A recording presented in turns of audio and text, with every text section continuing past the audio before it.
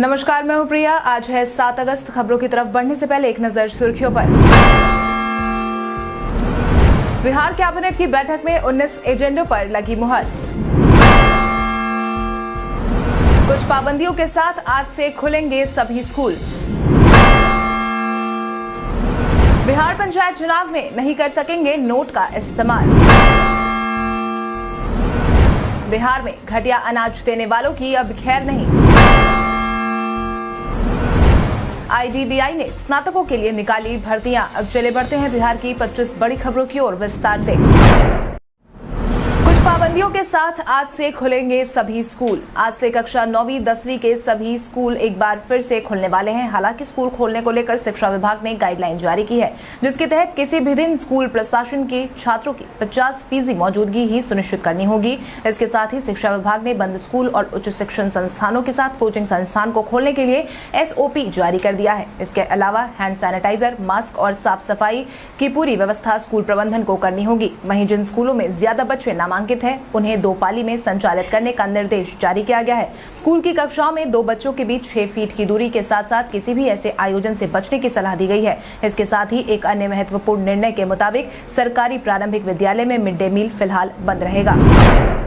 Bihar cabinet में लगी 19 एजेंडों पर मुहर। बीते दिन मुख्य सचिवालय में नीतीश कैबिनेट की बैठक बुलाई गई थी, जिसमें कुल मिलाकर 19 एजेंडों पर मुहर लगाई गई है, जिसके तहत सरकार ने बिहार स्वास्थ्य सेवा नियुक्ति एवं सेवा शर्त संशोधन नियमावली 2021 को मंजूरी दे दी है। बिहार कारा चालक के संवर्ग नियमावली 2021 के गठन को भी स्वीकृति दे दी गई है। 2 चिकित्सा पदाधिकारियों पर कार्रवाई की गई है। इसके साथ ही मुख्यमंत्री निजी पौधाशाला योजना में संशोधन के प्रस्ताव पर मुहर लगा दी गई है। बिहार राज्य प्रदूषण नियंत्रण परिषद के अध्यक्ष और सदस्यों के मनोनयन के साथ साथ सदस्य सचिव की नियुक्ति से जुड़े दिशा निर्देश को भी मंजूरी दे दी गई है। वहीं सरकार ने सड़क दुर्घटना में जान गंवाने वालों के आश्रितों को तुरंत मुआवजा देने के लिए अब बिहार वाहन दुर्घटना सहायता निधि के रूप में रिवॉल्विंग फंड बनाए जाने के प्रस्ताव पर भी मुहर लगाने के साथ ही कुल मिलाकर 19 एजेंडों पर मुहर लगा दी है। कैबिनेट का एजेंडा वापस नहीं करने वालों को सरकार ने जारी किया पत्र। बिहार सरकार में मंत्रियों ने अब तक कैबिनेट मीटिंग के एजेंडा को वापस नहीं किया है, जिसको लेकर ही अब सरकार की तरफ से सभी मंत्रियों के नाम पत्र जारी किया गया है, जिसके तहत मंत्रिमंडल सचिवालय विभाग के विशेष सचिव ने सभी मंत्रीगण के आप्त सचिव को पत्र लिखकर मंत्रिपरिषद की बैठक के बाद एजेंडा वापस करने को कहा है। ज्ञात हो, कोरोना संक्रमण के कारण मंत्रिपरिषद की बैठक वीडियो कॉन्फ्रेंसिंग के माध्यम से आयोजित करवाई गई थी। बैठक का सल्लेख एजेंडा सभी मंत्रीगणों को भेजा गया था, लेकिन वर्तमान समय की बात करें तो मंत्रिपरिषद की बैठक खत्म होने के बाद कुछ विभागों में एजेंडा मंत्रिमंडल सचिवालय विभाग में ही वापस नहीं भेजा गया है, जिसके बाद इसको भेजने की मांग की गई है। बिहार पंचायत चुनाव में नहीं कर सकेंगे नोट का इस्तेमाल। बिहार पंचायत चुनाव की सरगर्मी बिहार में तेज हो गई है, जिसके तहत बिहार पंचायत की तारीख अब कभी भी जारी करने की उम्मीद जताई जा रही है। इसी बीच अब पंचायत चुनाव को लेकर एक और बड़ी जानकारी निकलकर सामने आई है, जिसके तहत राज्य निर्वाचन आयोग ने सभी उम्मीदवारों को 2 टूक नसीहत दी है। जिसके तहत आयोग ने साफ कहा है कि कोई भी उम्मीदवार प्रत्याशियों को लुभाने के लिए नोट का इस्तेमाल नहीं कर सकेगा। अगर कोई भी प्रत्याशी ऐसा करता पकड़ा गया तो उस पर कार्रवाई होगी। राज्य निर्वाचन आयोग की यही कोशिश है कि निष्पक्ष चुनाव का आयोजन करवाया जाए। ललन सिंह का हुआ भव्य स्वागत। जदयू के राष्ट्रीय अध्यक्ष की कुर्सी संभालने के बाद बीते दिन ललन सिंह पहली बार राजधानी पटना पहुंचे, जहां जदयू के समर्थकों ने उनका भव्य स्वागत किया। जहां ललन सिंह खुली जीप में बैठकर एयरपोर्ट से रवाना हुए थे, जिसके बाद ही उन्होंने कहा कि कार्यकर्ताओं में उत्साह है और उत्साह होना भी जरूरी है।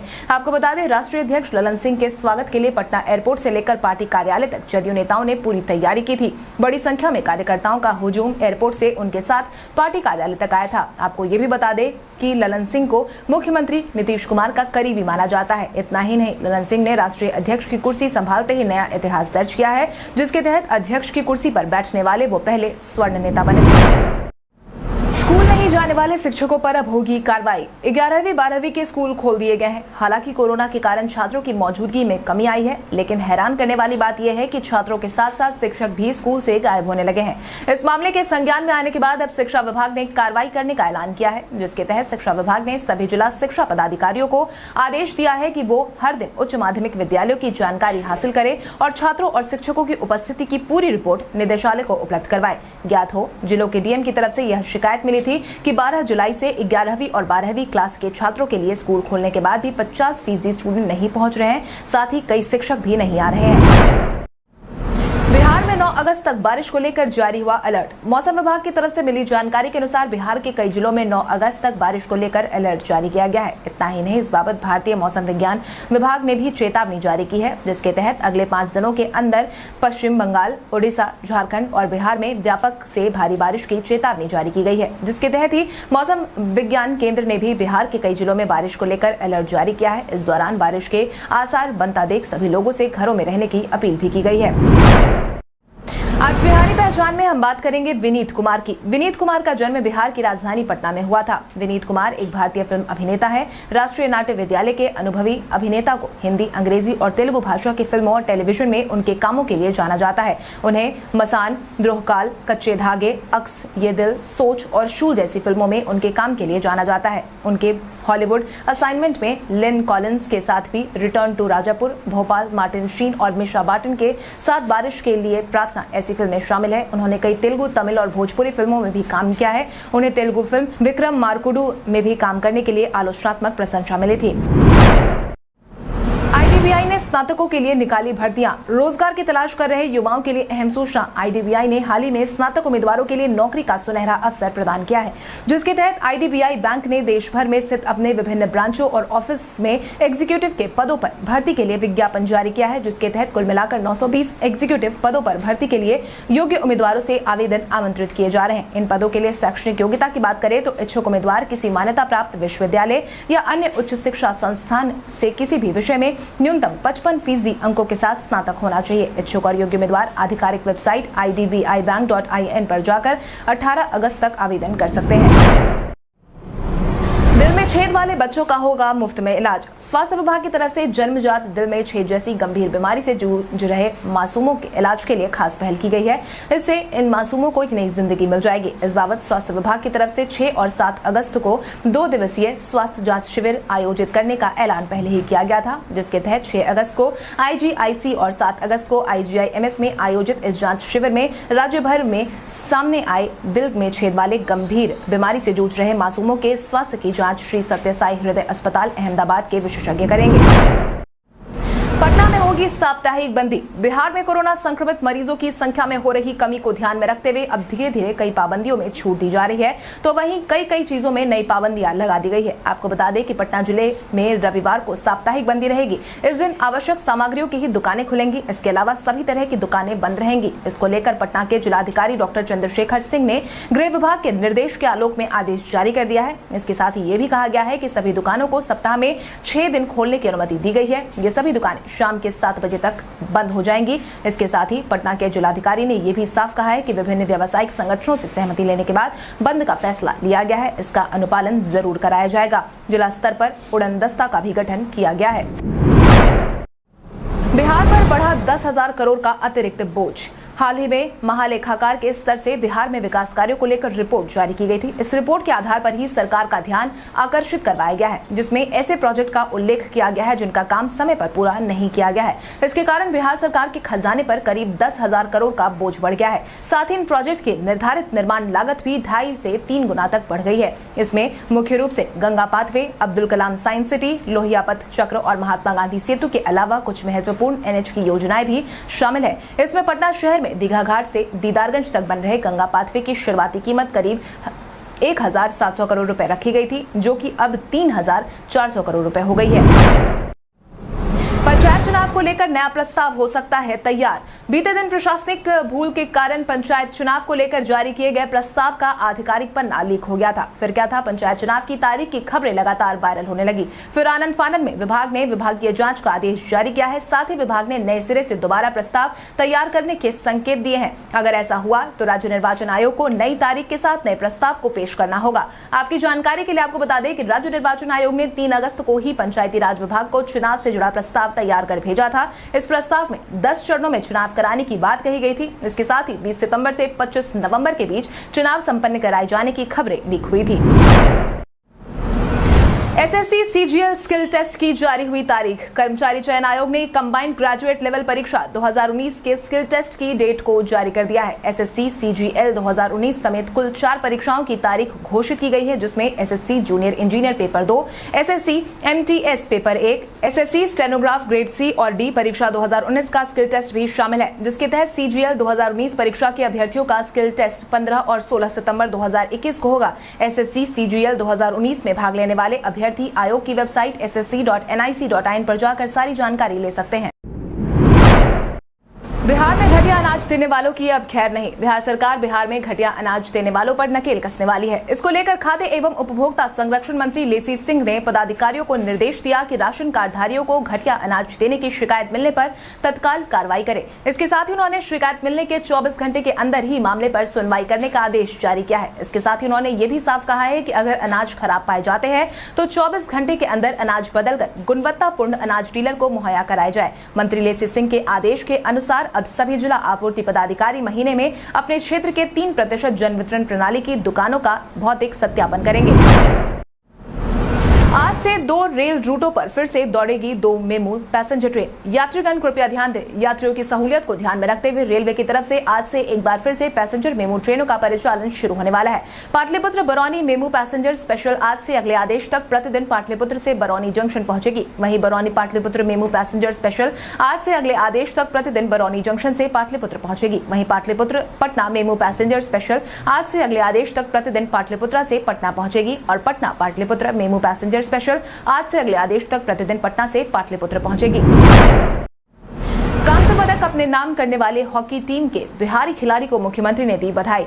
41 साल के सूखे को खत्म करने वाली पुरुष भारतीय हॉकी टीम ने कांस्य पदक अपने नाम दर्ज किया, जिसने पूरे देश को तो गौरवान्वित किया ही, इन सब के बीच बिहार के लिए भी यह गौरवान्वित करने वाला पल है, क्योंकि ओलंपिक्स में भारतीय टीम में बिहार के सिवान जिले के विवेक सागर ने भी अपना योगदान दिया है। विवेक की इस उपलब्धि के बाद पूरे गाँव में खुशी की लहर देखने को मिल रही है। वहीं मुख्यमंत्री नीतीश कुमार ने भी विवेक सागर को इस जीत की बधाई दी है, जिसके तहत बीते दिन उन्होंने प्रेस विज्ञप्ति जारी करते हुए कहा कि हॉकी के प्रति उनके जुनून और दृढ़ संकल्प ने ही उन्हें इस मुकाम तक पहुंचाया है। विवेक सागर प्रसाद मूलतः बिहार के सिवान के रघुनाथपुर के कन्हौली गांव के निवासी है। उनके इस उपलब्धि पर पूरा बिहार गौरवान्वित है। उन्होंने अपने प्रदर्शन से प्रदेश और देशवासियों का दिल जीता है। वो निरंतर प्रगति के शीर्ष पर पहुंचे और बिहार सहित भारत का नाम रोशन करते रहे, यही मेरी कामना है। राजीव गांधी खेल रत्न अवार्ड का नाम बदलने को लेकर शुरू हुई बयानबाजी। बीते दिन प्रधानमंत्री नरेंद्र मोदी ने खेल जगत से जुड़ा एक बड़ा ऐलान किया, जिसके तहत उन्होंने खेल जगत में मिलने वाले सर्वश्रेष्ठ पुरस्कार राजीव गांधी खेल रत्न का नाम बदलकर मेजर ध्यानचंद के नाम से रख दिया, जिस पर कांग्रेस की तरफ से प्रतिक्रिया आई है। जिसके तहत कांग्रेस के राष्ट्रीय महासचिव तारिक अनवर ने राजीव गांधी खेल रत्न अवार्ड का नाम बदलने के केंद्र सरकार के निर्णय पर सवाल खड़ा कर दिया है। उन्होंने कहा कि केंद्र सरकार के इस निर्देश से साफ दिख रहा है कि उनकी सोच बहुत छोटी है। राजीव गांधी देश के प्रधानमंत्री थे। खिलाड़ियों से उनका भावनात्मक लगाव रहता था, वहीं उनके योगदान को देश भूल नहीं सकता। मोदी जी चाहते तो किसी और अवार्ड को मेजर ध्यानचंद के नाम से रख सकते थे, लेकिन अब मोदी का काम ही नाम बदलने का रह गया है। करे के बाद लड़े के बाद बिहार में सरकार बदले के बाद नारे के साथ आज सड़कों पर उतरेगी राजद।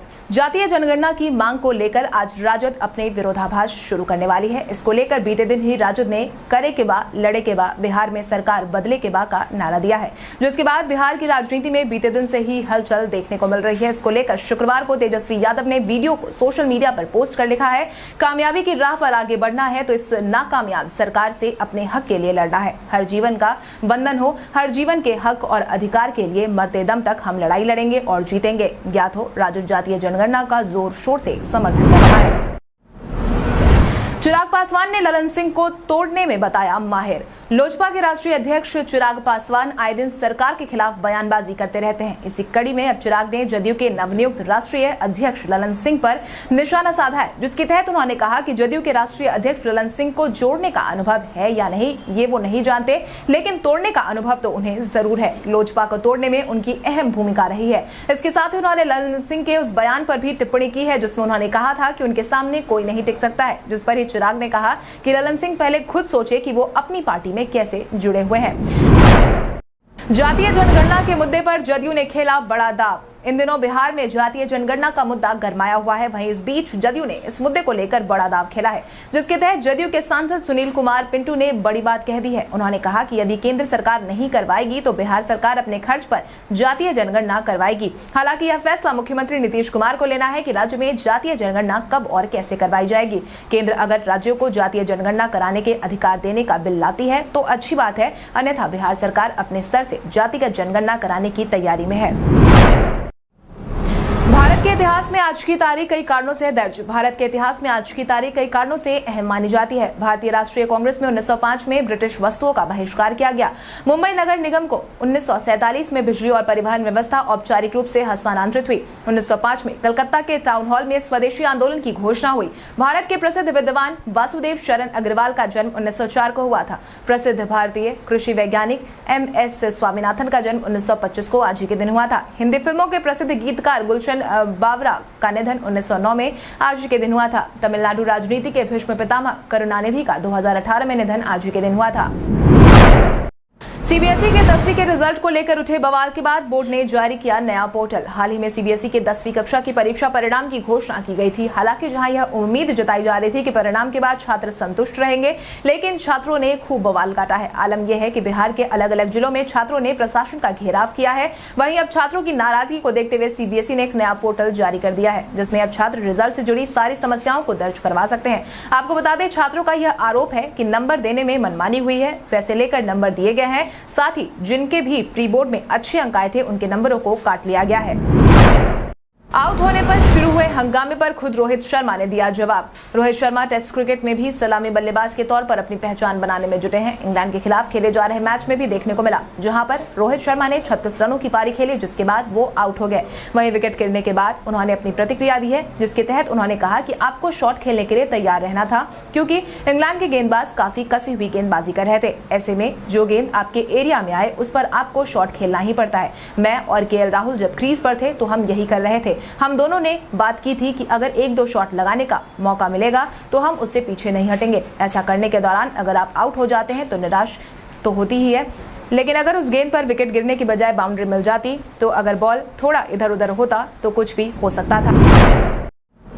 अब आइए जानते हैं सराफा बाजार और पेट्रोल डीजल के क्या थे भाव। अगर हम सराफा बाजार की बात करें तो सोने का भाव 6 अगस्त को 22 कैरेट के लिए प्रति 10 ग्राम 46,200 रुपए था। वहीं 24 कैरेट के लिए प्रति 10 ग्राम 49,470 रुपए था। इसके साथ ही अगर हम चांदी की बात करें तो चांदी का भाव प्रति किलो 66,800 रुपए था। इसके साथ ही राजधानी पटना में पेट्रोल की कीमत 104.59 रुपए प्रति लीटर, वहीं डीजल की कीमत 95.83 रुपए प्रति लीटर था। कल हमारे द्वारा पूछे गए सवाल का जवाब आप में से बहुत सारे यूजर ने हमें कमेंट करके दिया था, उसके लिए आपका बहुत बहुत धन्यवाद। आप में से जिन यूजर का कमेंट हमें अच्छा लगा है उनके नाम है संतोष कुमार, शंकर मुखिया, अनवर यादव, सरिता देवी, नंद कुमार सिंह, रंजन शर्मा, प्रद्युमन कुमार, रविंद्र पासवान, मोहम्मद सद्दाम, विक्रम राज, प्रहलाद कुमार, विपिन कुमार, आनंद कुमार, संतोष कुमार पटेल, दीपेश कुमार, सुरेंद्र कुमार यादव। इसके अलावा हमारी टीम को और भी लोगों के जवाब अच्छे लगे हैं, मगर समय के अभाव के कारण हम उनका नाम नहीं ले पाए, लेकिन आप हमारे सवालों का जवाब देते रहे। हम कल आपका नाम लेने की पूरी कोशिश करेंगे। तो चलिए बढ़ते हैं आज के सवाल की ओर। आज का सवाल कुछ इस प्रकार है, आपके अनुसार राजीव गांधी अवार्ड का नाम को मेजर ध्यानचंद के नाम पर बदलने का फैसला सही है या नहीं? अपने जवाब हमें कमेंट करके जरूर बताएं। इसके साथ ही आज के लिए बस इतना ही। बिहार की बड़ी खबरों से अपडेटेड रहने के लिए हमारे YouTube चैनल को सब्सक्राइब करें और बेल आइकन दबाना